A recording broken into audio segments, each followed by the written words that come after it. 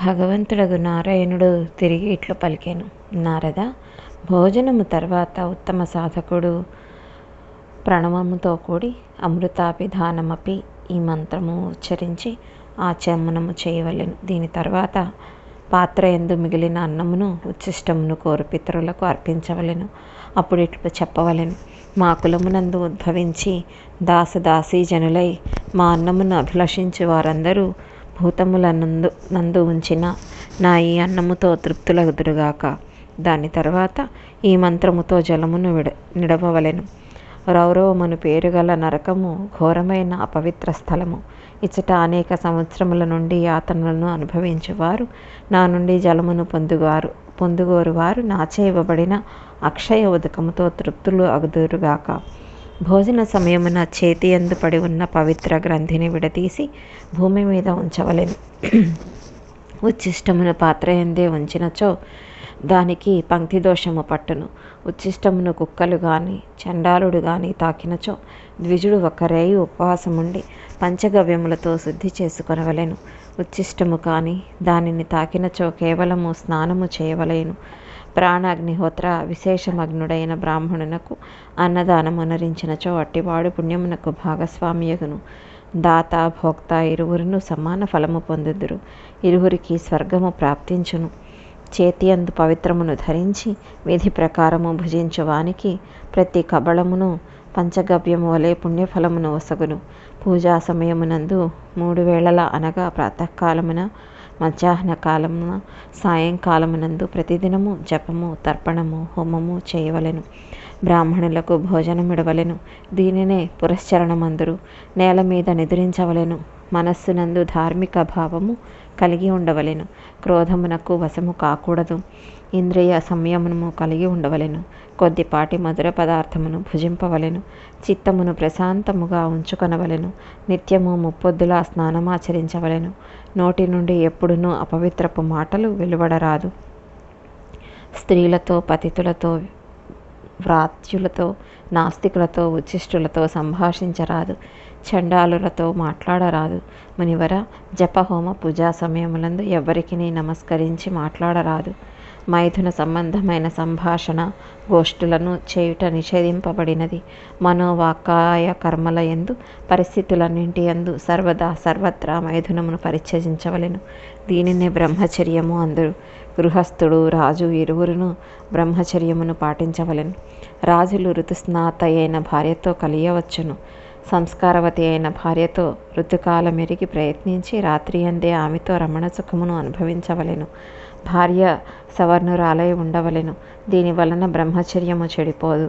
రుణత్రయము నుండి ముక్తుడు కాక పుత్రులను కనుక యజ్ఞానుష్ఠానమును చేసి సన్యాసమును స్వీకరింపకోరువాడు నరకమునకు పోవును. మేక మెడయందలి స్తనము వలె అతని జన్మ నిష్ఫలమని శృతి చెప్పును. విప్రేంద్ర, మానవుడు 3 రుణముల నుండి ముక్తులకు పనులను నిర్వహింపవలెను. దేవరుణము, ఋషి రుణము, పితృరుణము అనునవి 3 రుణములు. బ్రహ్మచర్యము వలన ఋషి రుణము, తిలోదక దానము చేత పితృరుణము, యజ్ఞము చేత దేవరుణము పురుషుడు తీర్చుకొనును. తమ తమ ఆశ్రమములందుండి ధర్మమును ఆచరింపవలెను. పాలను, పండ్లను, శాకములను, హవిష్యమును విద్వాంసుడు భుజింపవలెను. ఇట్లు జపించవలెను. కృచ్ఛ చాంద్రాయణాది వ్రతములు చేయువాడు ఉప్పు, కారము, పులుసు, గాజర, కాంస్యపాత్ర ఎందు భోజనము, తాంబూల సేవనము, 2 పూటల భోజనము, మాసిన వస్త్రములను ధరించుట, ఉన్మత్తుని వలె ప్రయలాపించుట, శృతి స్మృతులకు విరుద్ధముగా వ్యవహరించుట, రాత్రులందు వైదిక మంత్రములను జపించుట చెయ్యరాదు. దైవ పూజలు, స్తుతులు, శాస్త్రావలోకనముతో సమయమును గడపవలెను. నేల మీద శయనించవలెను. బ్రహ్మచర్య నియమములను పాటించుచు మౌనమును వహించవలెను. ప్రతిదినము 3 సార్లు స్నానము చేయవలెను. నీచకర్మలను పరిత్యజించవలెను. పూజలు, దానములు, ఆనందము, స్తుతి, కీర్తనలు నిత్యము అతని వలన జరుగుచుండవలెను. నైమిత్తిక పూజ చేయవలెను. గురువునందు, దేవతలందు విశ్వాసముంచవలెను. జపశీలుడైన పురుషునకు పరమసిద్ధిని ప్రసాదించు 12 ధర్మములు ఇవి. ప్రతినిత్యము సూర్యోపస్థానము చేసి సూర్యునకు అభిముఖముగా సావిత్రిని జపించవలెను. నిష్కామ భావముతో తాను చేసిన సకల కర్మలను దైవమునకు సమర్పించవలెను. పురస్చరణము చేయు పురుషుడు ఈ నియమములను తప్పక పాటించవలెను. అందువలన సంతోషముతో జపహోమములందు ద్విజుడు సదా నిరతుడు కావలెను. తపస్సును అధ్యయనము చేయుచు ప్రాణుల మీద దయ చూపవలెను. తపస్సు చేత స్వర్గము ప్రాప్తించును. తపస్సు గొప్ప ఫలమును వసగును. నియమిత రూపమున తపమనరించు పురుషుని సకల కర్మలు సిద్ధించును.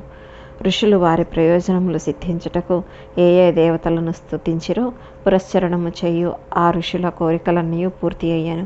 శాంతి మొదలగు వారి కర్మలు అనేక విధములు. వాటిని గురించి మున్ముందు తెలిపెదను.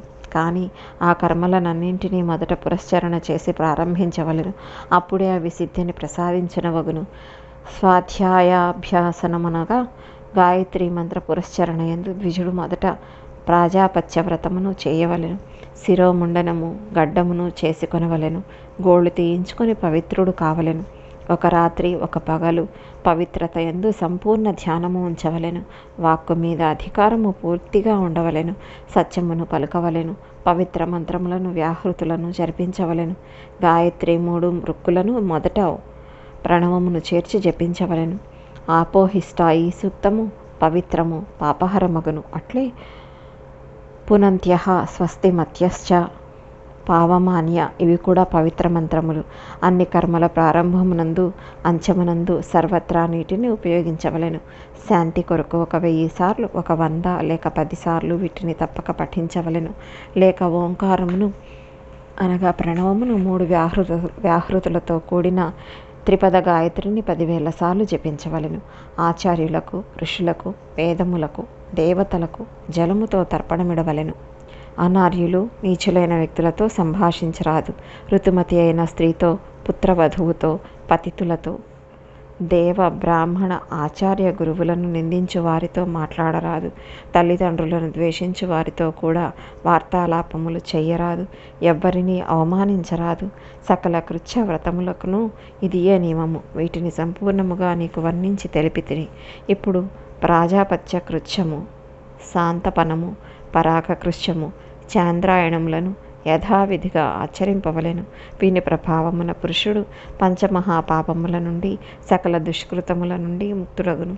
తప్తకృత్య వ్రతము చేయుట వలన అదే క్షణమున సకల పాపములు భస్మమగును. 3 చాంద్రాయణ వ్రతములు చేసిన పురుషుడు పవిత్రుడై చంద్రలోకమునకు ఎగును. 8 చాంద్రాయణ వ్రతముల ప్రభావమున వరప్రదాతలకు దేవతలను సాక్షాత్కరింప చేసుకుని యోగ్యత ప్రాప్తమగును. 10 చాంద్రాయణ వ్రతములు చేయుట వలన వేదజ్ఞానం కలుగును. మానవుని సకల మనోరథములు సఫలమగును. 3 దినములు ప్రాతకాలమున, 3 దినములు సాయంకాలమున, అటులనే 3 దినములు అప్రయత్నముగా లభించు భోజనము చేయవలెను. దీని తర్వాత 3 దినములు ఉపవాసం ఉండవలెను. ఇట్లు ద్విజుడు ప్రాజాపత్య వ్రతము అనరించవలెను. ఇప్పుడు శాంతపన వ్రత స్వరూపమును తెలిపెదను. మొదటి దినమున గోమూత్రమును, గోమయమును, గోవు పాలను, పెరుగును, నెయ్యిని, కుశోదకమును ఒకదానిలో కలిపి త్రాగవలెను. 2వ దినము ఉపవాసం అనరింపవలెను. ఇట్లు 2 రాత్రులు ఈ కృచ్ఛ శాంతపన వ్రతము పూర్తియగునని భావింపవలెను. ఇప్పుడు అతికృత్య వ్రతమును తెలిపెదను. 3 దినముల వరకు ఒక్కొక్క కబళము, 3 దినముల వరకు 2 కబళములు, 3 దినముల వరకు 3 కబళములు తినుచు 3 దినములు ఉపవాసం ఉండవలెను. ఇట్లు ద్విజుడు అతికృత్య వ్రతమును చేయవలెను.